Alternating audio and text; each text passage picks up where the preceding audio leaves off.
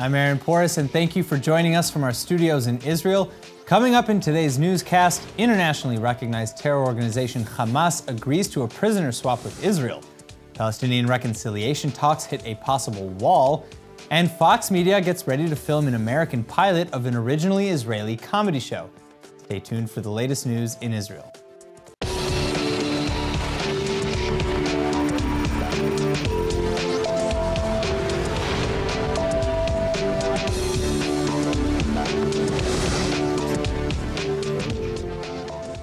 While many were busy fasting and praying this Yom Kippur, this year's Day of Atonement was a particularly busy one for the rest of the world. Here in the Holy Land, paramedics treated more than 1,500 Israelis during the holiday, many of whom were injured while biking, skateboarding, or rollerblading in the empty city streets. Yom Kippur is typically a busy day for first responders, with hundreds of extra medics, volunteers, and ambulance drivers deployed during the hours of the fast. This year, paramedics also responded to 134 pregnant women in labor, delivering at least 7 babies either at home or in ambulances. But the Day of Atonement was felt across the world as well, especially for Israeli tennis champ Dudi Sela. While competing at the Wuhan Open in China, Sela quit his quarterfinal match mid-game when the hours of Yom Kippur began, forfeiting $34,000 in prize money. Meanwhile, in Sweden, 600 members of an anti-Semitic movement flooded the streets of Copenhagen.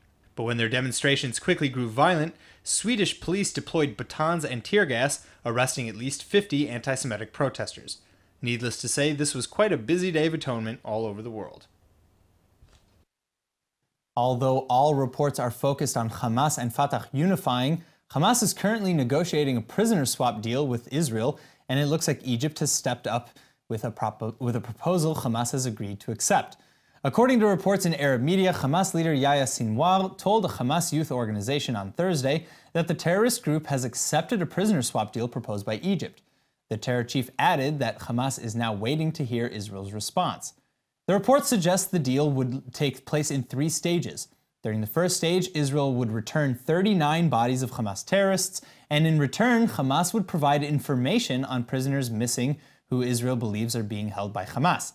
The most complicated stage is in the second stage, where Israel would need to release 58 Palestinian prisoners that they already released in 2011 during the Gilad Shalit swap, but had later re-arrested due to their affiliation with terrorist groups.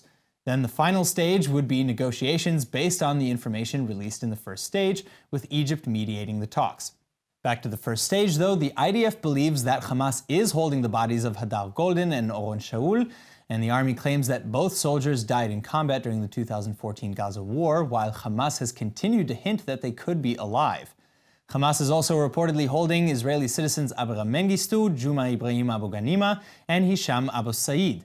The 3 men are believed to be suffering from mental illness and apparently crossed into the Gaza Strip on their own. Meanwhile, Israeli officials have stayed mum on the proposal, and most analysts believe Israel will not accept the terms. Joining us in the studio now to discuss the potential prisoner swap is Dr. Mordechai Kedah, who is a scholar in Arabic culture and a lecturer at Bar Ilan University. He also served for 25 years in the IDF military intelligence and is an expert in the Israeli-Palestinian conflict. Thank you very much for coming back. Pleasure. All right, so my first question is, do you think that there's any chance that we would accept this deal? Well, it all depends on the PR advisors of the Prime Minister.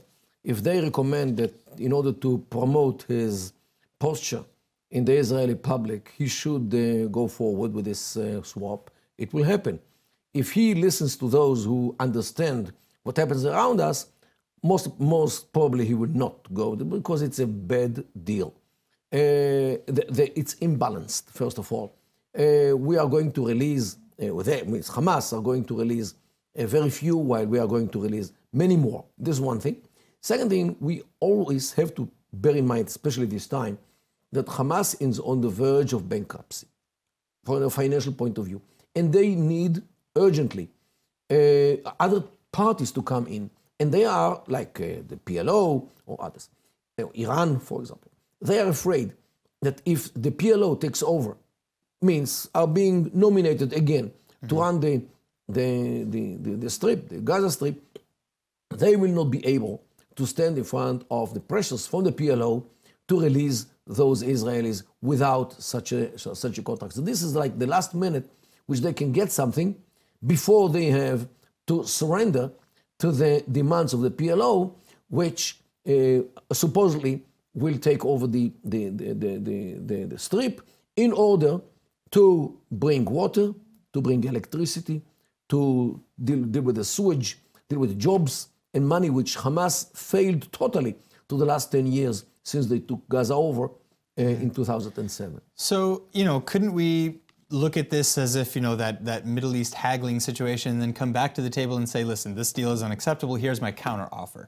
Could we do that? I mean, because it doesn't sound like there's any guarantee even that after releasing these 58 live prisoners and so many other bodies, it doesn't sound like there's any guarantee that we'll ever see anything anyway. Well, the most important rule of negotiations in the Middle East, that you never give a deal. You wait to the other side to give the deal, and you always say, no, it's not enough. Not enough. You actually throw the ball into his court. This is how you manage.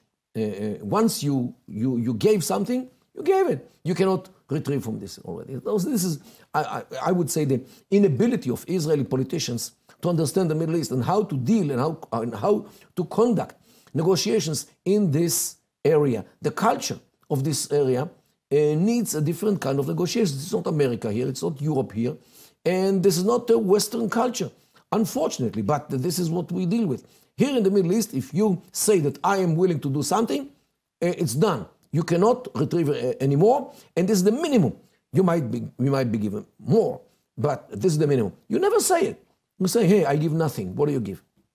So then would a more likely outcome then, going back to what you said earlier, be that Israel simply waits Hamas out and waits for a better option because, from Hamas's, stressed and strained situation in the Strip? Look, if we are sure that those boys are dead, especially Oron Shaul and Hadar Goldin, so where's the fire? What's rush? Why families have been pushing for years. Okay, no. We have to tell the families as well, hey guys, we believe that your sons, unfortunately, are not within the living ones. Okay, so we're in no rush.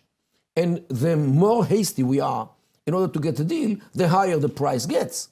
In order to lower the price to a level which we can deal with, we have to make faces if we are in no rush. There's another rule of negotiations in the Middle East. If you show that you want something, you will pay a lot. And since we want, let's say, peace, for example, and we talk about peace day and night, and our neighbors understood that for a paper which is with the word peace on it, we will pay a hell of a lot. So they squeeze us in order to get this kind of paper. Just look at Jordan, a state which made peace with us. They are stabbing us in the back every day, especially after the King Hussein died and his son succeeded him. Recently the Human Rights Council of the United Nations is run by the Jordanian.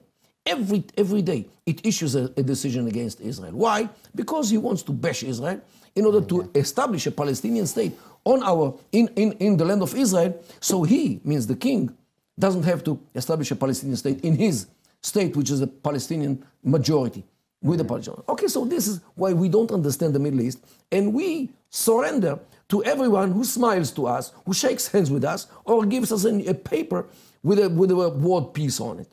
All right, well, unfortunately, we have to end the conversation on that note, but thank you so much for coming in, Dr. Kedah. All right, now, so the headline for weeks now has been Hamas's efforts to form a unity government with the Palestinian Authority. A massive 460-member delegation from the PA is about to convene in Gaza to mark the government's return to the Strip, but though things look promising, many obstacles still remain.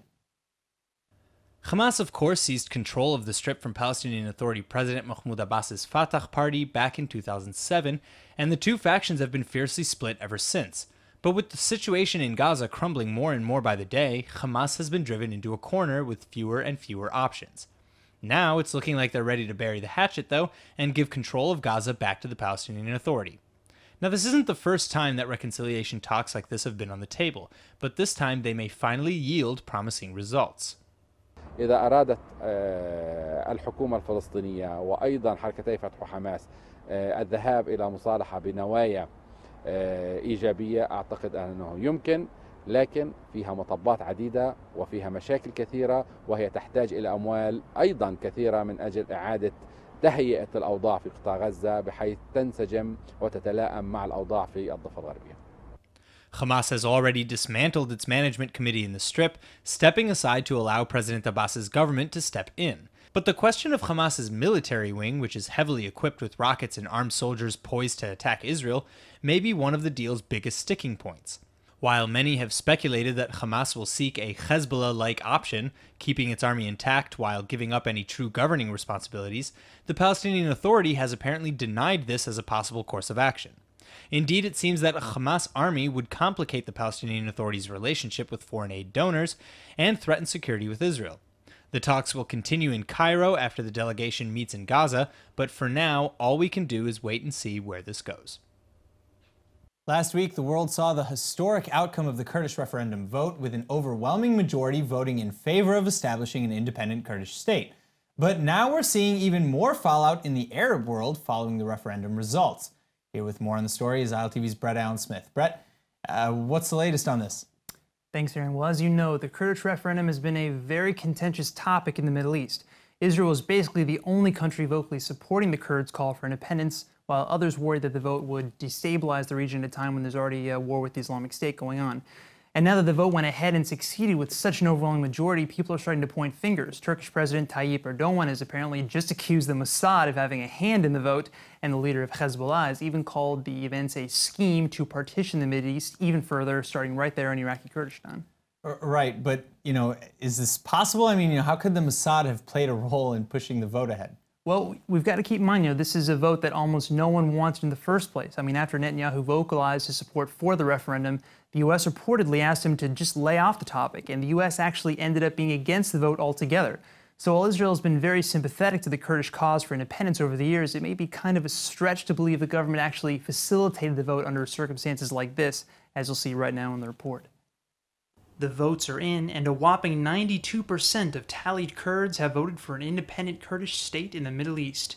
The historic referendum vote came after months of protests from the world's nations, fearing that the vote might trigger new instability in a region already facing the threat of the Islamic State. Israel, in fact, was one of the few nations to voice support for the Kurdish vote, which is why Israeli flags could be seen waving alongside Kurdish symbols at the referendum rallies. This is a detail clearly not missed by Turkish President Tayyip Erdogan, who has just accused Israel of influencing the election through the Mossad. Hezbollah is now making similar claims, accusing both Israel and the United States of attempting to further partition the Middle East and divide the Arab peoples against themselves. الآن بعد فشل مرحلة داعش والتي كانت بالكامل مشروعا في خدمة أمريكا وإسرائيل وتسليم المنطقة بالكامل لأمريكا وإسرائيل، الآن فاتوا على مشروع جديد ونعم بيحضروا له من زمان، بس هلا اجى وقته، وهو مشروع إعادة تقسيم المنطقة. البداية من أين؟ البداية من كردستان العراق. The Israeli government, of course, was quick to brush off such claims. Prime Minister Netanyahu noted that although the Jewish people have long sympathized with the Kurdish plight for its own state, the government played no part in the referendum. Jabbing at Erdogan, he said he understood why, quote, those who support Hamas tend to see the Mossad, end quote, where it suits them. The government of Norway has just announced on Friday that they will allow Israeli nuclear whistleblower Mordechai Vanunu to immigrate to Norway in order to be with his Norwegian wife. Vanunu was jailed in Israel in 1986 for revealing secrets about Israel's Dimona nuclear facility to Britain's Sunday Times newspaper. The former nuclear worker discussed the inner workings of the plant and disclosed pictures which helped nuclear experts deduce that Israel had at least 100 nuclear warheads. The 62-year-old Vanunu would go on to spend 18 years behind bars with more than 10 years of his sentence in solitary confinement. Israel continues to neither confirm nor deny that they have nuclear capabilities. Now, since his release from jail in 2004, Vanunu has been barred from speaking to journalists and foreigners. He has also been banned from leaving Israel. Now, although he has appealed to the Supreme Court to reduce his restrictions, the Supreme Court has upheld the punitive measures. Vanunu's wife, Kristin Jochimse, told a Norwegian TV channel that Israel would review whether Vanunu is allowed to leave the country in November and that she hopes they let him leave. Her claim, however, has not been verified by Israeli officials, and it remains unclear if he will be allowed to travel anytime soon. Now, Puerto Rico is still struggling to get back on its feet after being devastated by Hurricane Maria last week. With critical gas, water, and electricity nearly unreachable for the majority of Puerto Ricans, the local Jewish community has stepped up to try and alleviate the crisis. Fortunately, the island's small population of 1,500 Jews were mostly spared from the destruction of Hurricane Maria, which collided head-on with the Caribbean islands last week. But for the rest of Puerto Rico, the damage has been unimaginable. Stores and hospitals have been abandoned, with flooding knocking out power and internet for the vast majority of the island. And with overseas aid slow to come, Puerto Rico's Jewish community has decided to take matters into its own hands by personally delivering food, water, clothes, and even baby cribs to those suffering from the devastation. The local Jewish community centers have become a headquarters for aid assistance in the region. Israel's own IsraAid has been on the ground since Tuesday as well, trying to get the island's infrastructure up and running again, and providing critical water purifying filters to neighborhoods with no access to drinkable water. This comes at a time when fingers and tensions have been flying over the island's sluggish recovery. President Trump himself tweeted that San Juan Mayor Carmen Yulín Cruz was to blame after she criticized the Trump administration's mixed response to the disaster. I don't care. He can attack me all he wants. Bring it on. I'm here. You know what? If it saves lives, because it gets the message in the right place, frankly, my dear, I don't give a damn. But regardless of who's to blame, it's clear that this will unfortunately be a very long road to recovery. The Israeli Prime Minister was just in Mexico earlier this month discussing a future of enhanced cooperation, and now it looks like the Mexican government has just bought one of Israel's most advanced security systems.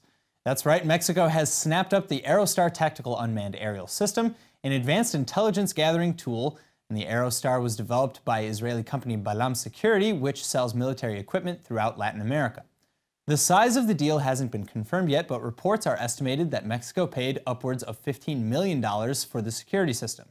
The system should offer the Mexicans heightened surveillance capabilities to gather intelligence and acquire targets in real time. Moving on to more high-tech news, although there aren't that many Israeli Arabs in high-tech, the Yunus couple are definitely making a very large splash in the industry. Reem and her husband Imad Unis are the owners of Alpha Omega, a high-tech company based in Nazareth which produces cutting-edge products for neurosurgery and neuroscience research. The couple's latest invention is a device that operates like a GPS system for the brain, recording neural activity, stimulating neural tissue, processing and analyzing data. The device, also known as the GPS system for neurosurgeons, is used in hundreds of hospitals around the world and is specifically used to treat patients with Parkinson's disease. In a time where social media platforms are at least trying to bring us all closer together, the one party that is sorely lacking from the mix is typically the government. Locals don't know what's going on, and their officials are often out of touch with what matters most to their constituents. Well, today we have in the studio Eyal Feder-Levi, the CEO and co-founder of Zencity, an Israeli company that is slowly bringing an end to that. Thank you very much for coming in today. Thank you for inviting. All right, so why don't you start us off? What is Zencity? Basically, Zencity is a platform for understanding people in cities on a wide scale. We take data from whatever source we can, social media, Facebook and Twitter, municipal hotlines like 311 or 106 in Israel, various sensors. Then we analyze them with advanced artificial intelligence to provide the government with insights about what people care about. Are they more interested in education, in public spaces, in transportation? What do they care about the most at the moment? And so how does it do that? Well, basically, we have millions and millions of interactions in the digital space every time. Every minute, more than 1.3 million new posts are created just on Facebook, Twitter, and Instagram. Oh, wow. We take all of that and we analyze them with AI. We classify the text by reading it with a machine and saying, this is about kindergartens, this is about security, this is about buses. And then we even have a sentiment analysis capability to show you what people care about the most. So this is very advanced technology, it sounds like. I mean, it doesn't sound like there's anything else on the market like this, well, or is there? Let's say it's not exactly straightforward in terms of technology. And in terms of other capabilities in the market, there are tools that can collect information from social media, but this analysis is a unique development of ours. Now, okay, so how exactly, again, is this different than another social media platform, say, like the FBI's Twitter account or something like that, where that's, a direct relationship between the populace and a government official? So an interesting thing about life in cities, when you think about how people react on social media, you can see that sometimes they comment or tweet or post in various channels, in their resident group, in an unofficial page that says everybody is against the new public transportation project, or even on the official account. Other tools can only collect that information from the official accounts and say, this is what people are saying on your account under the flashlight, if you'd like. What we do is we collect information from all across the web, and then we analyze it with our capabilities so we can show you just what's relevant to each department, to each area of responsibility of the city. So how did you come up with this? How did this spring forward? Well, I'm actually an urban planner by profession, and I've been working in and with municipalities for many years. And from my experience, municipalities really care about what their residents are happy with. That's the bottom line of a local government. They want to adapt to the needs of the citizens in the best way they can. And this tool is maybe the first time we can measure that quantitatively and give a full view of what people are talking about.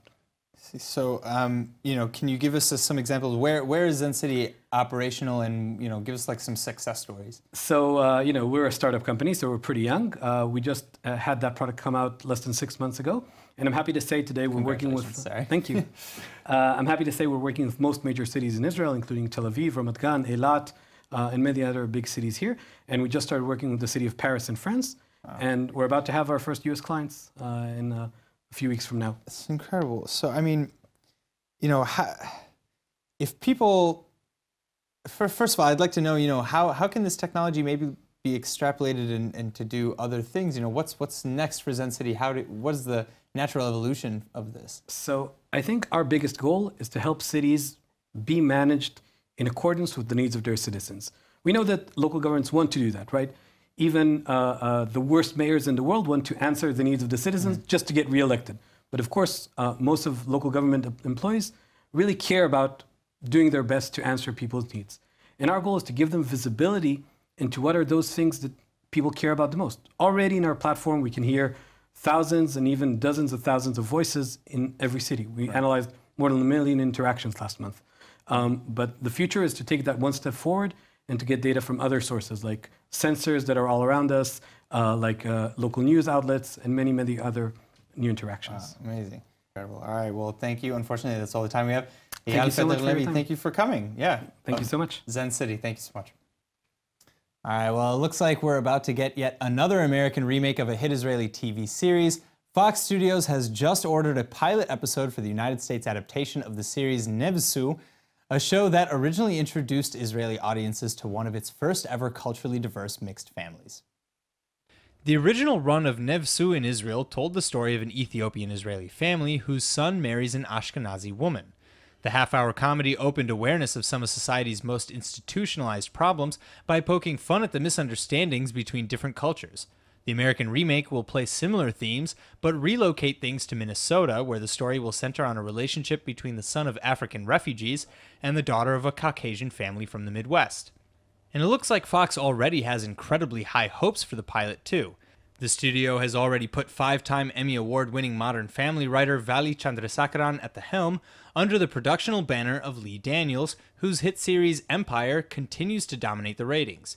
Let's just say it's never too early to start getting excited for an awesome new TV show, especially if it's coming from Israel.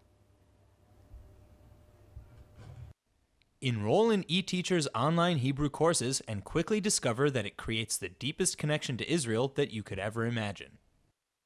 And now for our Hebrew word of the day. In light of the Kurdish vote last week and now the Catalan referendum happening right now, our Hebrew word of the day is mish'al, which is how you say referendum or poll in Hebrew. For the Kurds, their mish'al last week, or referendum, showed a huge majority was ready for an independent Kurdish state. As for the Catalan mish'al happening today, well, we'll still have to wait and see. But let's not forget that a mish'al or a poll isn't the same as a bchira or a vote either. And although a mish'al can sometimes give you a pretty good guess about what's going to happen, you should still be careful to take every mish'al with a grain of salt. All right, now let's go ahead and take a look at the weather forecast. Tonight will be partly cloudy with a low of 75 or 24 degrees Celsius. Tomorrow you can expect a sharp rise in temperatures with a high of 91 or 33 degrees Celsius. All right, that's it for today's news. Today's exchange rate is 3.53 shekels to the American dollar. Remember to sign up for our daily newsletter at iltv.tv. I'm Aaron Porras, and thank you very much for watching.